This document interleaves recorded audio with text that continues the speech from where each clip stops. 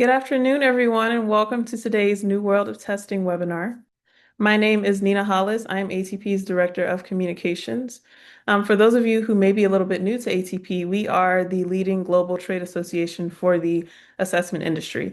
So our members represent organizations across education, licensure, certification, credentialing, workforce, employment testing, and we all work together to promote quality, innovation, and integrity in assessment. So today's webinar is part of our New World of Testing series, which brings together industry experts and they share practical insights on the opportunities and challenges that are shaping the future of assessment. So before we begin, I'd like to extend a very sincere thank you to Alpine Testing Solutions and to Honorlock for sponsoring today's webinar and for making this educational opportunity available free of charge to our community. So thank you guys so much.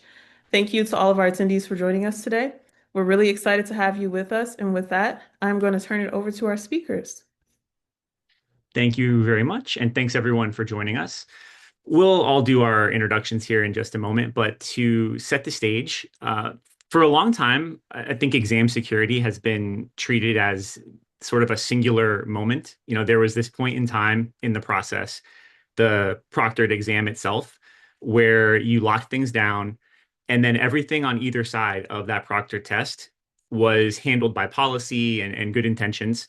But that model really doesn't hold up anymore. The tools that candidates have access to are purpose built to be invisible. They're very cheap. They're improving on a monthly basis, and the exposure points aren't just at the time of the exam delivery. Your item bank is a target, your registration and eligibility processes are a target. So the way that we're framing this is, exam security isn't simply a checkpoint, it's really a chain, and it's only as strong as the weakest stage. And that's what today's presentation is all going to be built around. And before we get into introductions, we wanted to start with a couple poll questions to get a read on the room, understand the audience a little bit, and it can sort of direct some of our commentary and topics today. So if we could put up that first poll question. First, we just want to understand a little more about what industry you work in so that we can get a lay of the land. So if you could take just a moment there, respond if you're a part of any of these industries. If not one on the list, just select other. We'll give it just a few seconds here to see some of the responses coming in.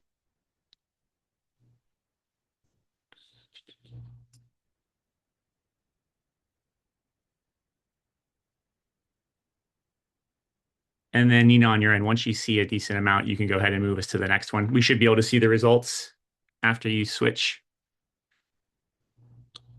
All right, so certification, licensure, and credentialing coming in at about 60% of the audience, so very good to know. And then our second question, we want to understand really what brought you here today. What threats to exam security are most pertinent to you and top of mind? So if we could put that next question up.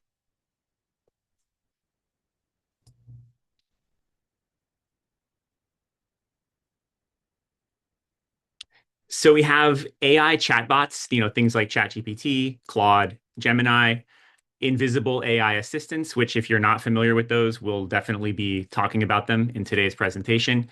Proxy test takers and identity fraud, deep fakes, second devices like phone, tablets, or smartwatches, or test content being leaked or sold online. So again, just take a moment. You can select multiples here. So if there are multiple things that are top concerns of yours, you can pick as many as you need.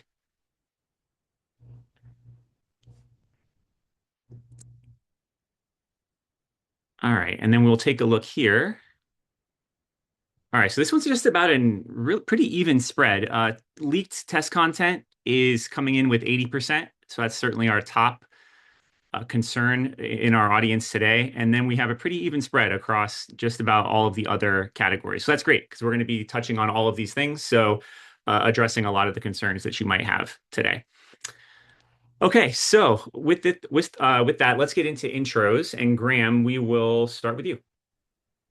Hello there, everyone. My name's Graham Livingstone. I'm the VP of Sales here at Alpine Testing. I've been in the certification industry for a little over 8 years. I would like to just cover off a quick introduction to Alpine. We've been in the credentialing and certification space since 1991. We specialize in helping programs build exams that are fair, reliable, and legally defensible, combining deep psychometric expertise with modern technology. We work with major IT and professional certification programs, and we're now actually part of Valaris Group, who are a buy and hold software business. What also sets us apart at Alpine is that we're assessment specialists. We focus on test development, psychometrics, exam security, and candidate data management and delivery. And I'm really excited to be here today. Thank you. Over to you, Blair. Great. Hi, I'm Blair Harris. I'm the head of client solutions. Been with Alpine for 20 plus years, so not all the way back to 1991. But my role here is to help existing clients and prospective clients uh, align their needs with our offerings as it makes sense or as there's a good fit, and that's something I get a lot of enjoyment out of is that solutioning to meet client specific requirements. And with that, I'll turn it over to Jordan. Hi, everyone. I'm Jordan Adair. I head up our product team at Honorlock. And I'll be getting into the details of what we do, but for those unfamiliar, we're a proctoring solution designed to secure your remote assessments. And we really pride ourselves on striking the perfect balance between exam security and candidate or test taker experience. So as we get into things, I want to start with the threat landscape, which is changing faster than ever, in the recent few years.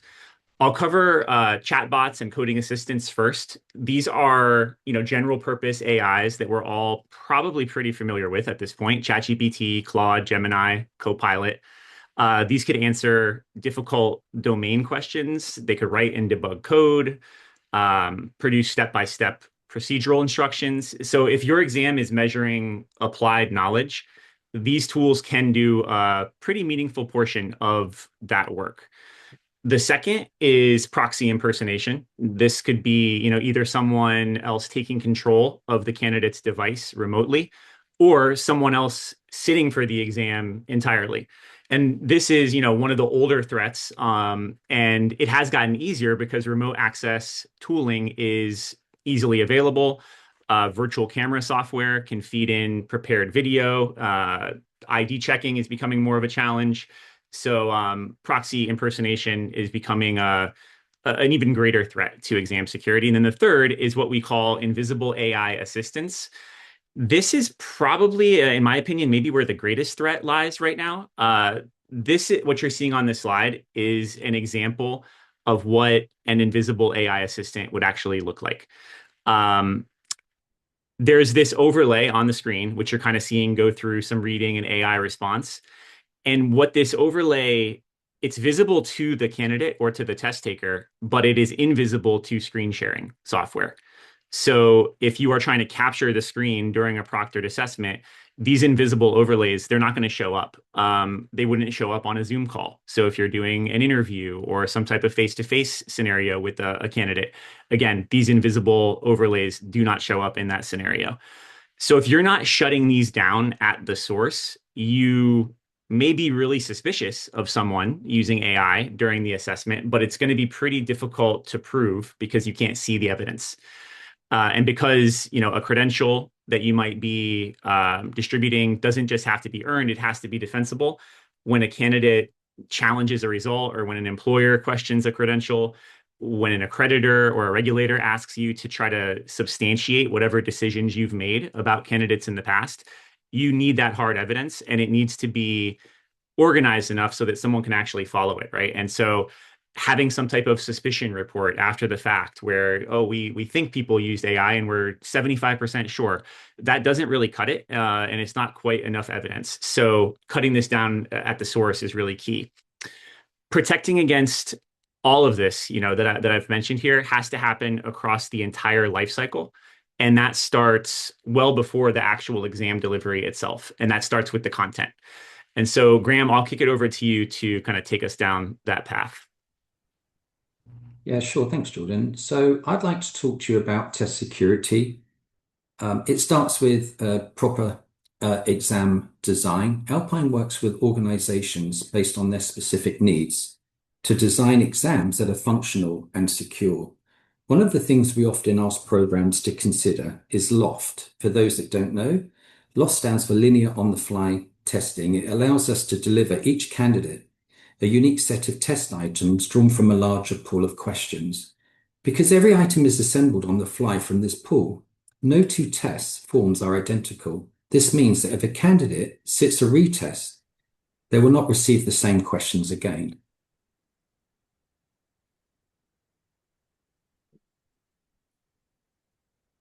Great, thank you. We move that forward, Jordan, to the next slide. So, Graham, you brought up a very important point that security begins with the test design. And so, there's multiple ways that that can be built in. There isn't enough time in just a single webinar to go through all of them.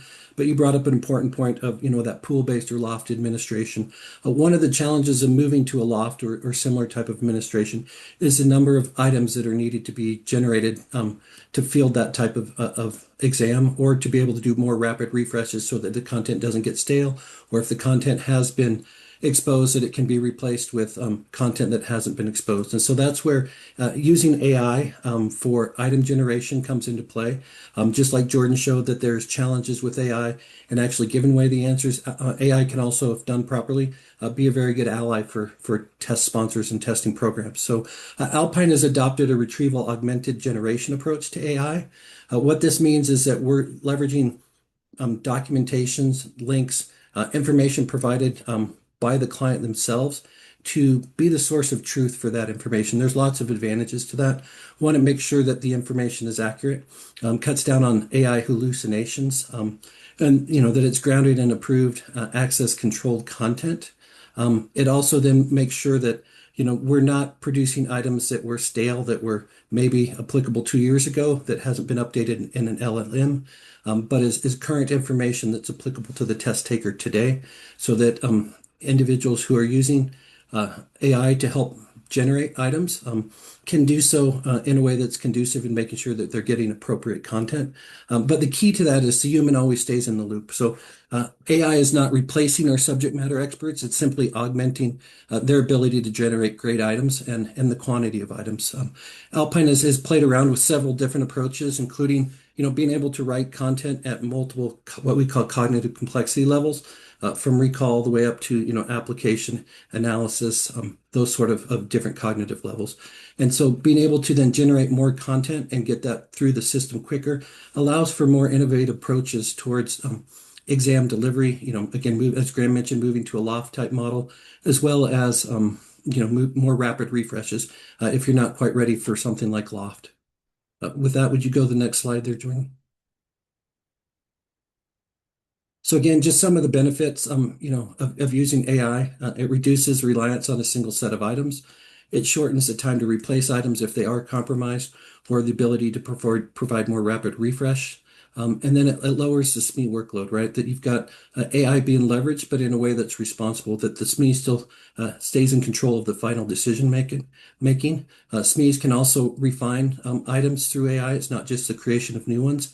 And then it's going to improve consistency. AI as well should also make sure it's not just recreating the same items over and over. So there's that duplication or prevention of duplication within the item creation as well.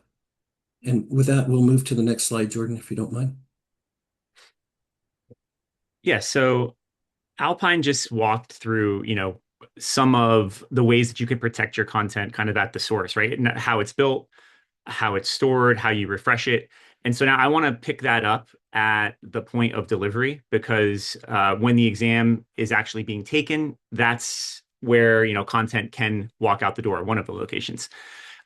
Every candidate who sits for your assessment is a person who has been shown your items. So we sort of attack this protection 4 ways. The first is a feature called Search and Destroy. And so what this does is it continuously scans the internet for your leaked exam content. We're looking at, file sharing sites, exam help platforms, forums, and when it finds something, you have the ability to send a DMCA takedown request for that content with one click of a button. So the value isn't really, it's not just in that removal, because not every site is even going to comply with the DMCA takedown notice, but it's really in the intelligence of knowing which items are exposed and which items may need to be considered for, to be retired. And that feeds directly back into the item pool strategy that Blair was just describing. And even with AI summaries being the top search result now in pretty much every search engine, getting your content removed from sites where it may live is still effective at least reducing the likelihood of an LLM being able to infer the right answer to a question. So even in the AI world, there is value in getting your content removed from some of these sites that may be housing it. The second is cell phone detection. And the phone is still the most common path to grabbing content. A candidate could just photograph the screen and then the item is gone. Our AI models, they detect visible phones and handheld devices that are outside of view via some other system level flags, which I'll get more into. The third, the way that we protect is via our secure desktop application. So, and some functions in our browser extension. We block copy and paste of exam content. We block screenshots. We block screen recordings. And so we're closing off a lot of the avenues for digital capture on the device. And then the fourth is video monitoring. That could be the front-facing webcam like you're watching me here, or an optional side angle camera, which I'll talk more about in a bit as well. And because that side angle kind of lets you see things that the front-facing camera can't see, that helps protect against other devices in the work area. So with all these things, the practical outcome is that your item bank stays viable longer. And I understand item development is expensive, right? And whether you're leveraging AI in some of the ways that Blair was referring to or you're not, you don't want to have to refresh that constantly. And so by protecting the items during the exam delivery, you can decrease the frequency at which you need to kind of retire items and refresh. All right, so I'm going to kick it back over to the Alpine team to talk a little bit about how candidate management gets managed operationally on their side. Perfect. Thank you, Jordan. So you'd mentioned that it's not just at time of delivery that programs need to be cautious about security threats, and that's true with the candidate management side as well. So it's often where if somebody's going to proxy test take, that registration takes place. Individuals are able to come in and look for vulnerabilities within the systems, specifically at places where there's data being exchanged or data being made available. And so it's critical that programs are thinking about security from a holistic perspective. A couple of advantages of having a great candidate management solution in place is that it does bring all of the things together for the candidate in a single place, right? You can look at candidate eligibility, registration, how they've done on previous exams, on certifications, on sharing information out. If there's anomalies across any of those that would cause a flag to be tripped for a deeper dive or additional research. That eligibility process can also be key. A lot of times programs won't have an eligibility, and that allows anybody to kind of walk off the street, register for an exam, and begin looking at the content, even if they're not interested in taking that exam for earning the achievement or passing the exam, but more for harvesting the items, et cetera. And so, really looking at the eligibility processes that are in place and do they align with your strategic goals is critical for programs to be able to kind of gate exams where needed to make sure content just isn't readily available for people who don't have the best intentions. Also bringing all of the information into a single integration point. So, all of the different security infractions, whether that be, data forensics or things that are happening at the test center or other activities that have happened out as they perform their job that would want to be recorded. Maybe they violated some of the portions of the agreements they've signed to. All of that can be captured and placed in a single system so that you get a complete profile of an individual test taker as you're reviewing, any of the actions they've made to be able to make a judgment as to whether to take action against that candidate or not. So that comprehensive security profile is critical. And then finally, just having everything there at your fingertips, whether it's a candidate audit or a program audit, having it all in a single place from a security perspective to ensure that you're following your guidelines, your rules, and that you're making sure that your program aligns with the level of quality and audit readiness that you prescribe to.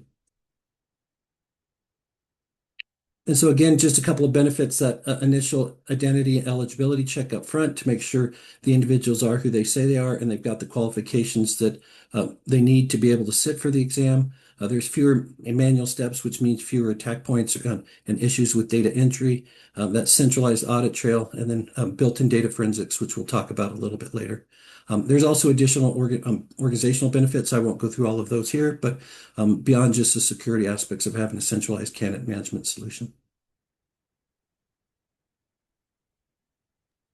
All right, so everything that I'm about to walk through is built around really one idea that you don't have to choose between candidate experience and security. Those are usually presented as a trade-off, and with most proctoring solutions, they genuinely are. The security controls often make the experience a lot worse for a candidate. So programs might feel like they need to dial the controls back, and then now the security suffers and is really just theater at that point. So we really believe that no one balances test security and candidate experience better than we do at Honorlock. And so as we proceed through the rest of this presentation, I'm going to take you through some of the key components of our approach and how we sort of maintain that balance. First, security, how we block AI tools and prevent proxy testing. Then I'll get into some of the kind of the model behind it, how we combine AI with live proctors, and why that combination is what keeps your team's workload down instead of driving it up. Third, I'm going to go through kind of our flexibility and support, which is a big part of determining whether or not your candidate actually gets through your exam. And then fourth, the analytics and review process. And we'll be bouncing back and forth a little bit on some of these topics between Honorlock and Alpine topics. So the first control is pretty straightforward. You decide which applications a candidate can run during your assessment. You have two general modes. You could just block everything, which, is the right setting for an exam where no external tool should be in play. Or if you need to, you can allow only the specific applications that your exam actually requires. Maybe Excel, right, as a common example. If it's performance-based testing, or if you're assessing whether someone can build a financial model, they might need Excel. And if you're assessing whether they can write working code, then they might need an IDE and a terminal. If it's a design credential, they might need actual design software. So historically, the choice there was between, locking the machine down so hard that the exam can't really run, or leaving it open and accepting the risk. We are able to give you the balance there, where if you have a scenario you need to allow these apps, you're more than welcome to do it. If you want total security kind of lockdown and none of these applications running, again, an option that you can choose. And you configure this per exam. It's not per program, it's not per course. So really each individual assessment, you have the ability to be flexible based on your needs. And so the outcome, your exam can measure real world skill using the real world tools, and the environment is still controlled. The other kind of key component with the desktop app and blocking of applications, with some of the invisible tools I mentioned before and some of the remote proxy software, they are purposely trying to avoid detection. So they're not going to sit around and just give you an obvious process name that can be shut down. They're constantly changing their process names. The applications are unsigned. It's not as easy to detect that this app shouldn't be allowed. So we have recently moved to more of a behavioral model, where not only are we looking for specific process names that we can shut down, but we are actually looking at an application's behavior. Is it constantly running in overlay mode? Is it grabbing focus back from the exam? Is the signer constantly changing? Has the signer recently changed? Is there other things that the app appears to be trying to kind of obscure from detection? And when we triangulate these signals, we can shut down applications that maybe we've never seen before based off of the behavior. So that helps keep us ahead of the game. It helps stop us having to chase our tail and play whack-a-mole on process names. So that is a unique approach that we've taken with our desktop app and our kind of application lockdown functions. Next, virtual machines and virtual cameras. We detect and block both before the exam begins. And in this scenario, you don't need any additional software. I maybe should have explained this before, but Honorlock presents you with two options to deliver your test. You can use our Chrome extension, or if you want some added security, you can add on top our desktop application. Even without our desktop application, you get the benefits of blocking virtual machines and virtual cameras. And we're the only extension-based proctoring solution that can do that. So we will block people from proceeding if they're using a VM or using a virtual camera. And so, why does this matter? If it's not obvious, a virtual machine is, how you hide a second environment. So the candidate could be running your exam inside the VM, and then everything you're monitoring is only within that VM. So anything outside that virtual machine, that virtual environment, is undetectable by proctoring software. So we are able to kind of kill that before the exam gets started to make sure we have a whole and a holistic view of what's going on, and there isn't any secondary environments that we can't detect. A virtual camera would be how someone may try to attack identity verification or maybe evade in-exam detections. Sometimes a candidate or a test taker could try to, instead of having a live video feed, they could use virtual camera software to present a prepared video or another person's face while they sit for the exam in their place.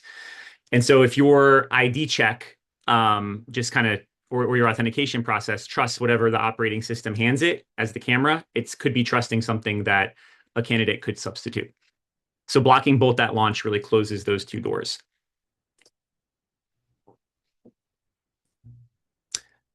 With version 2.0 of our desktop app, we also introduced this new concept of a secure Chrome relaunch.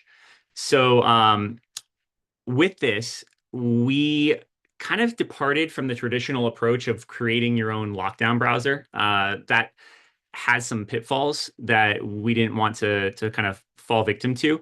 So instead of us building our own Honorlock browser, we leverage Chrome. Chrome is already used by about 60% of the market.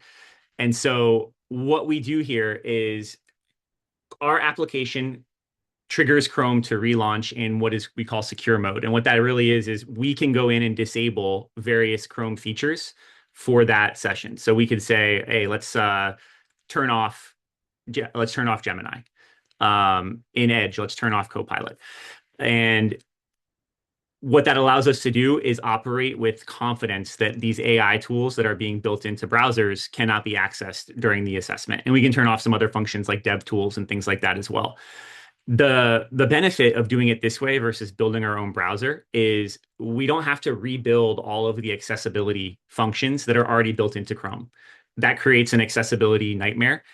And because 60% of your candidates are already using Chrome, that means they have saved bookmarks, they have stored credentials, they're used to navigating to their assessment, they may already have it bookmarked in your platform. All that stuff goes out the window if they have to launch their test inside of an Honorlock browser. They don't have access to any of those bookmarks, any of those stored credentials. So it just makes accessing the test harder. And so with our approach, all that stuff is still there. It's easier for a candidate to navigate and get to their exam and really just alleviate all of those headaches. And for the candidate installing our desktop app, it only adds about a minute to the authentication process. And when it's enabled on the exam, it just simply prompts them to install the app through their normal authentication flow, and they're all set and ready to go. All right, so speaking of kind of the authentication process, we give candidates two paths. They can go through authentication on their desktop or on their phone. The mobile app is how they're going to do that on their phone. It handles three jobs. The first is ID verification. The candidate uses their phone to capture a picture of their ID, which means that you're getting better image quality compared to trying to hold it up to a laptop camera. And that means fewer failed checks and a lot less support contacts. Once we introduced mobile ID verification, we saw a 75% reduction in support contacts associated with the ID step itself.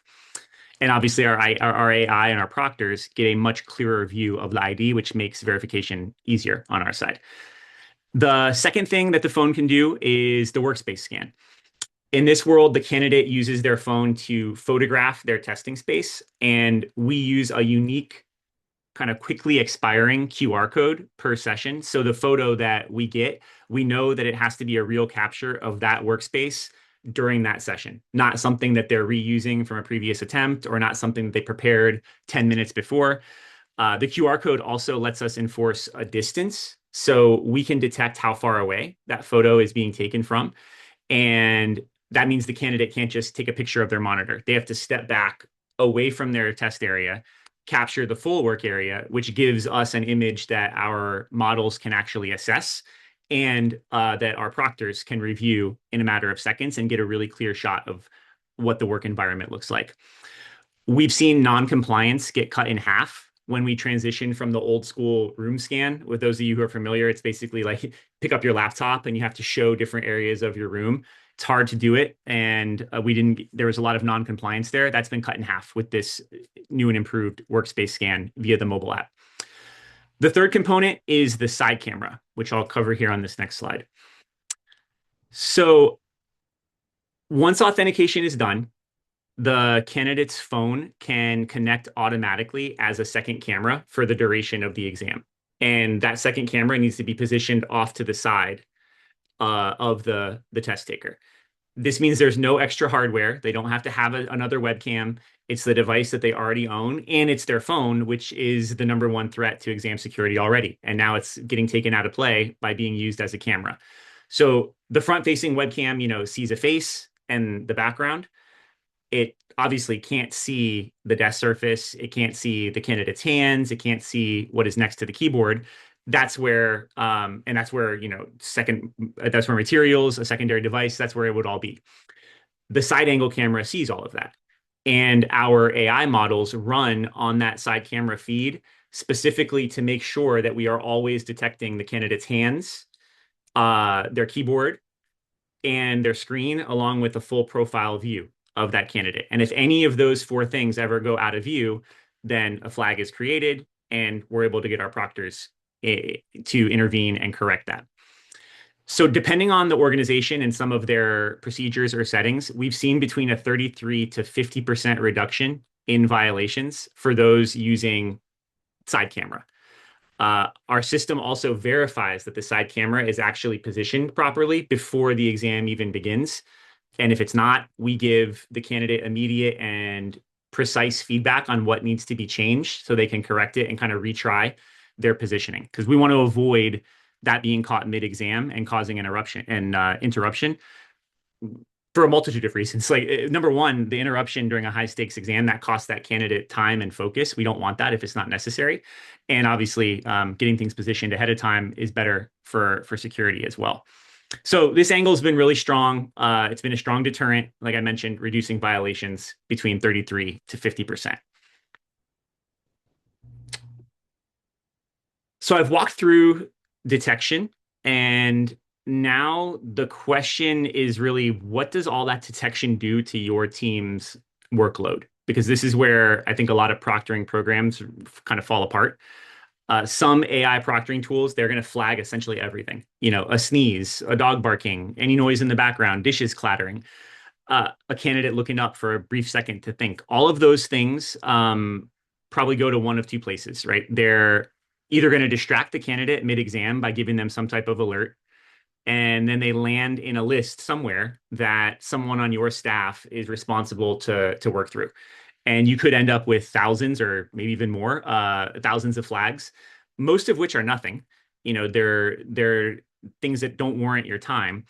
And then you're going to have yourself or members of your team that kind of stop trusting the results because they've just spent so much time sifting through a bunch of low-level junk that wasn't worthy of attention. So we use a multi-tiered hybrid model instead, right? So our AI monitors the exam in real time. When something is flagged, a live proctor reviews it, not your team, right? These are our proctors.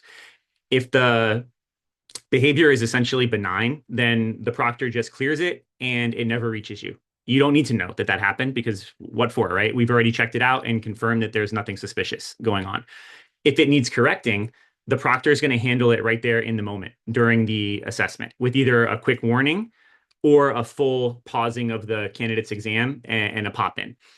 And we'll deal with that until it's resolved. Once the candidate has resolved the issue, we'll kind of unpause their test and let them back into the assessment. So when we succeed, right? Our goal is to kind of get there as soon as possible before the candidate has gone too far down the path for it to be considered a violation.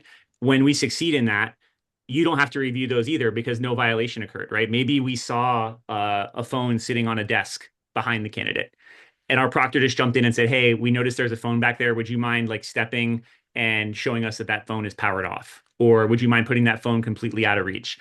No violation occurred. We just wanted to secure the environment. Again, you don't need to review those. But when the behavior is a genuine breach of security, then our proctor will log a violation, and those are the sessions that you're alerted to and that come to you for review and decision making.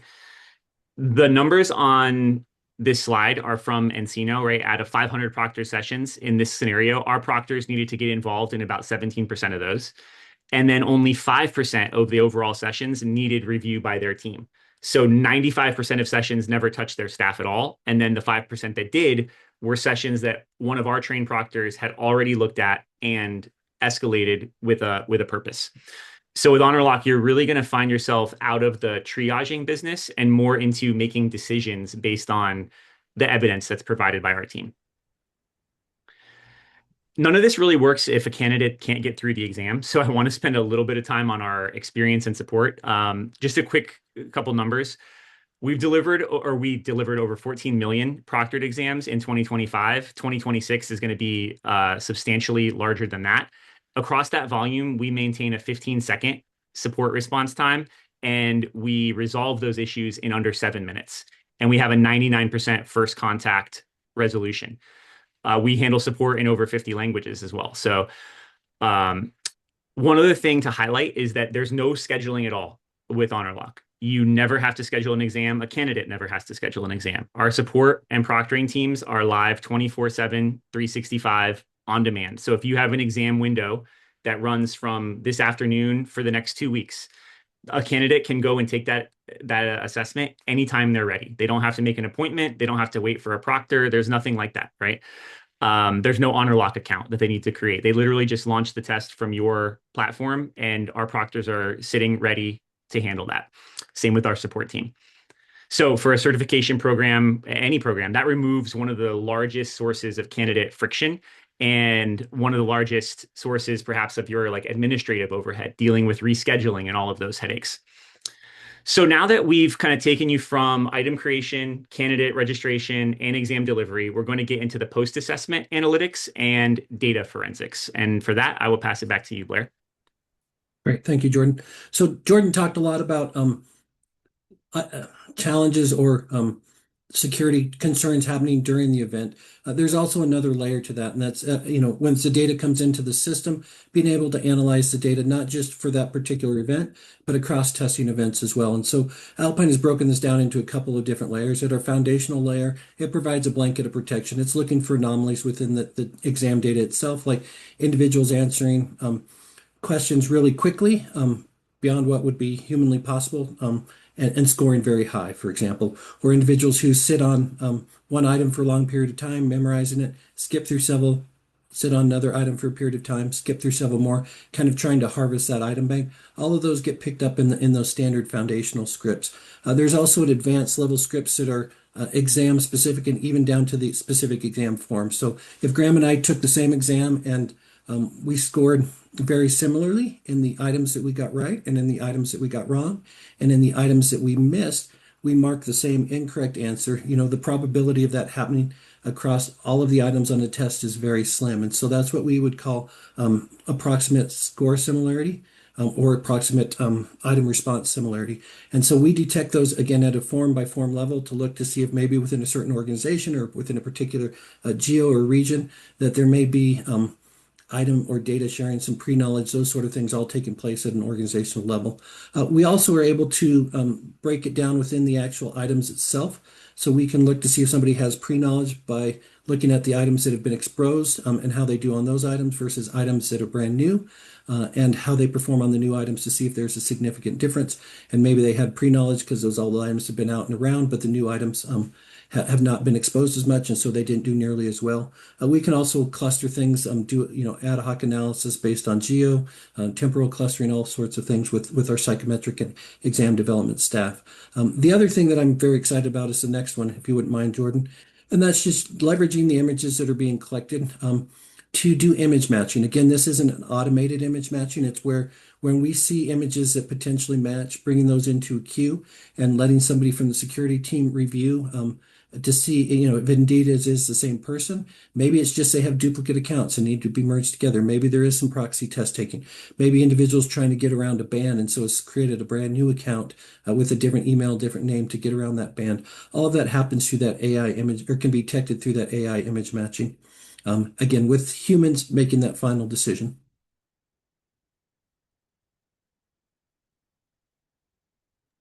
Perfect. So thanks, Blair. Yeah, coming back to the proctoring side, we have a lot of good evidence on the hybrid model that it's the right approach, but we're not standing still on it. We've increased our proctor action rates by 75% over the last year, and that's still climbing.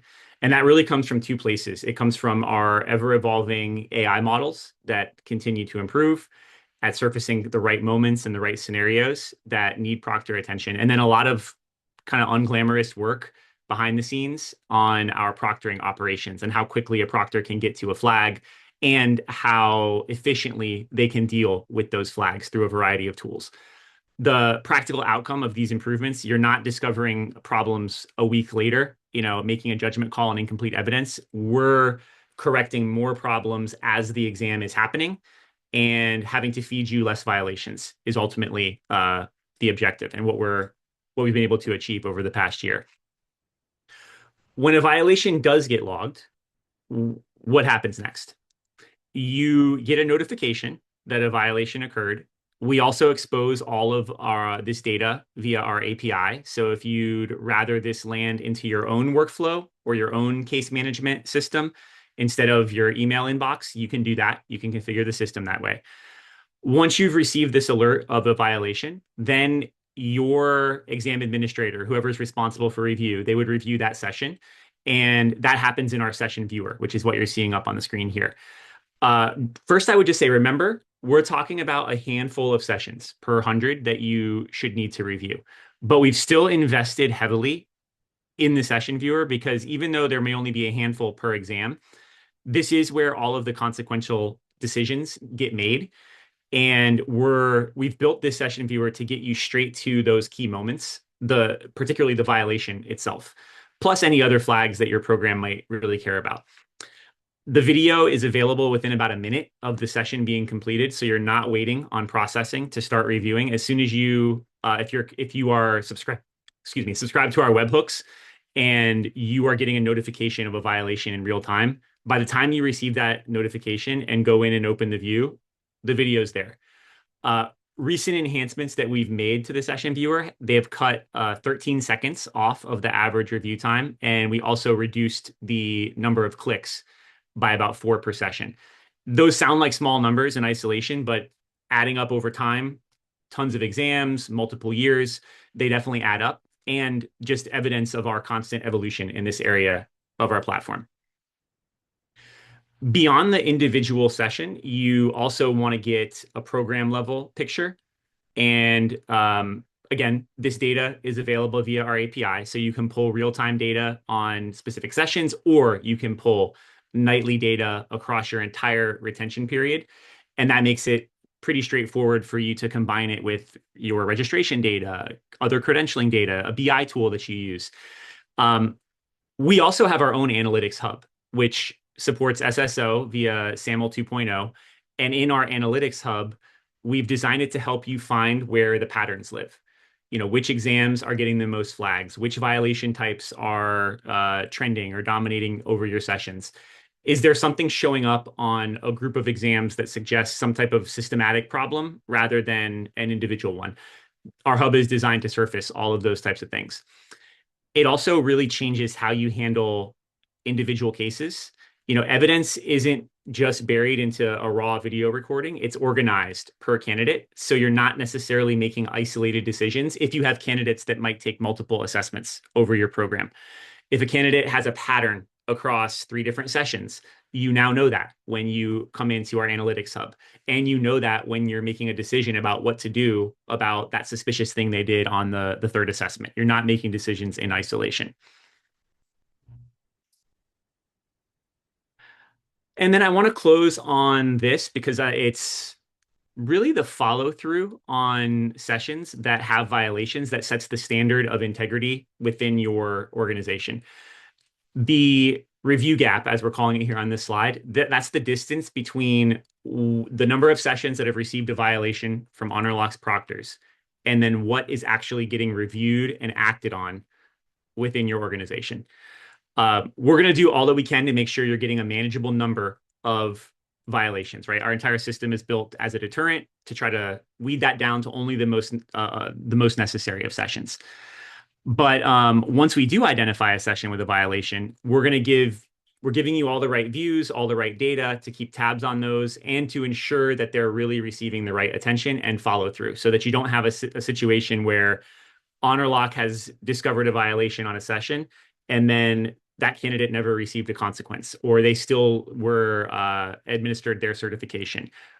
That's obviously the worst thing that can happen because now not only did the candidate cheat, they know they got caught by our proctor and they know that nothing happened. And surfacing these review gaps will help you ensure that that doesn't happen and that you don't have a scenario where word starts to get out that, hey, I never received a consequence for X, Y, or Z. So just to kind of close this out here, right? So we went through this entire exam security chain and hopefully have made clear that this isn't just a single checkpoint. There's a lot of components that go into exam security. It's content that's built to survive exposure, also ways to try to prevent that exposure. AI you can use on your item bank without leaking it, registration and eligibility that give you kind of one source of truth, and then all of these delivery components that help you verify who the candidate is, control what's running on their machine, and then catch the tools that are designed to be invisible. When something's caught, you've got all the necessary review tools to get your team in and out into a decision instead of having to work through this big backlog. And then you also have the forensics that tell you what happened across your whole population. No single one of those components would make your credential or your assessment defensible, but together they really do. So with that, we will open it up for questions, and we do have a few things in the Q&A already. So I see one that was asked a bit earlier. For the side camera, how do you make sure they're not capturing exam content and recording? So our mobile app is also detecting if there are any recording applications running on the phone, and we can shut those down. So similar to how our desktop app is securing the desktop environment, our mobile application can also help secure the mobile phone. And that way, you know that that camera that's pointed at the screen and at the workspace, it can't also simultaneously be recording that for the person to go ahead and review or share that content with other people later. Let's see. We also had a question about the secure desktop. Oh, so the desktop application and how we get around kind of enterprise level companies that have, managed devices and things like that. I wouldn't say we get around it. A managed device is a managed device, and it does need to manage the install of our application. But we work with tons of enterprise grade organizations that are distributing the app out across thousands and thousands of machines. And outside of our app, it is a very simple group of kind of URL paths and IPs that need to be whitelisted for Honorlock to function. So it is not a big IT team task to get us up and running inside of any organization that we've encountered. Obviously, there are some sort of unique scenarios that we do handle with different organizations as they come on board that have different security requirements. But so far, that has not been a high hurdle for any company or organization to get over and get the application or our extension running on candidate devices.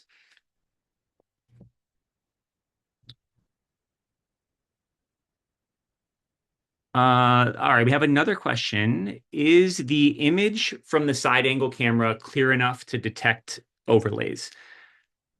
The honest answer there is sometimes, but that is not uh, the means in which we attempt to detect those things. It kind of depends on the exact positioning. Sometimes it depends on there could be a glare on the screen. There's a whole variety of variables that do not make that a reliable way to detect those invisible overlays. The reliable way to detect and shut those down is via our desktop app. That way, you're not playing a guessing game. You don't have to wonder, is that an overlay? What is that I'm seeing on the screen? We detect that there is an overlay and we kill it. It's as simple as that. There's no reason that something should be overlaid on top of the exam during the assessment. And if we detect something that is, we'll shut that app down.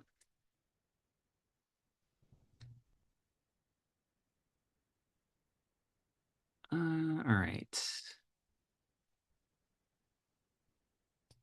Another one about the desktop app. What happens if test takers can't or won't download the app for desktop security? Are they simply unable to take the test? Yes. If the desktop app is required, they can't take the exam without the app. The only caveat to that is if you do have candidates that are testing on Chromebooks, we will allow Chromebooks to continue because the applications that we would be shutting down can't run on a Chromebook in the first place because they can't install those apps. So for accessibility reasons, we do still allow people on Chromebooks to come through and take the assessment, and they will not be disturbed or disrupted or prevented because of the requirement of the desktop app.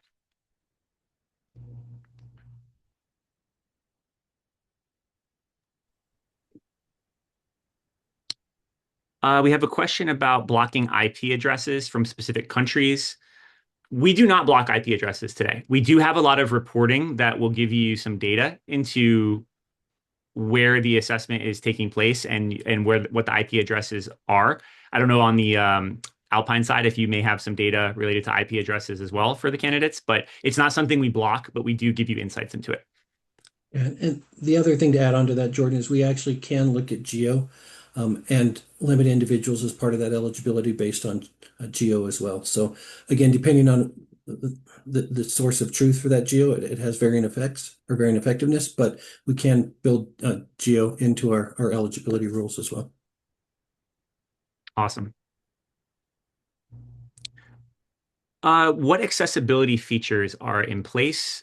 So everything that we develop on the Honorlock side is designed to work with accessibility tools out of the box without you needing to have specific accommodations. So as an example, if you have candidates that get extra time on an exam, that automatically gets that is respected automatically by Honorlock system. You don't have to let us know that person needs extra time.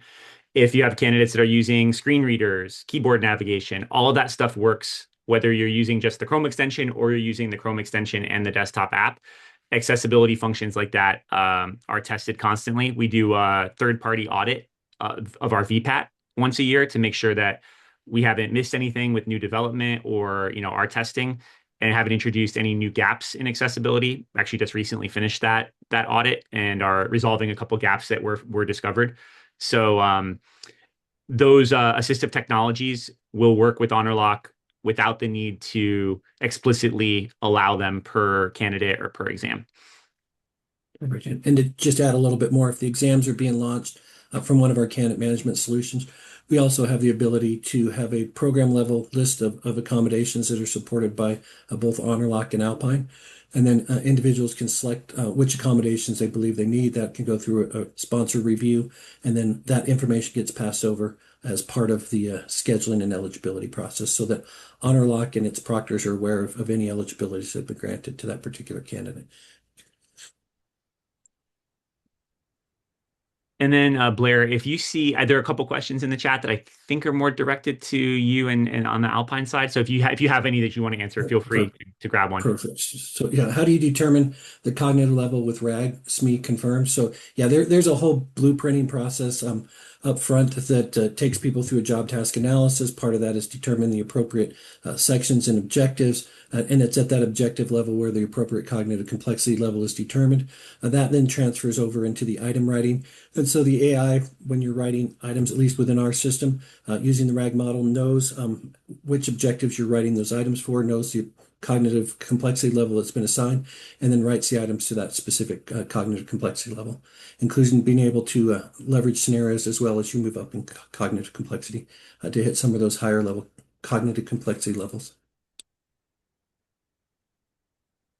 Just wanted to add to that, Blair, that all those features are available on our Peak platform, which obviously would be happy to demonstrate if you wanted to dig a little deeper. And then I'm not sure who this question was directed at, but cost and pricing. So at least on the Honorlock side, we have a variety of kind of models that we make available. You can do this on a per candidate basis. If you are commonly having candidates take multiple assessments, you can basically get a license. We also do just a per exam model. We have options for the candidate to be on the hook for payment or for you to handle that payment on their behalf, and then collect the payment if you have a means of doing that. So there's a variety of ways we can approach it, kind of depending on your volume, your delivery methods. I would just encourage you to check out our site, and if you go there to chat, we can kind of give you some more information around pricing based on your specific needs and volumes and all of that. Also, if you're looking for pricing from Alpine, info at alpinetesting.com, drop us a note and we'll be more than happy to provide the information. Then we have a question about smart glasses. So that is definitely a evolving space.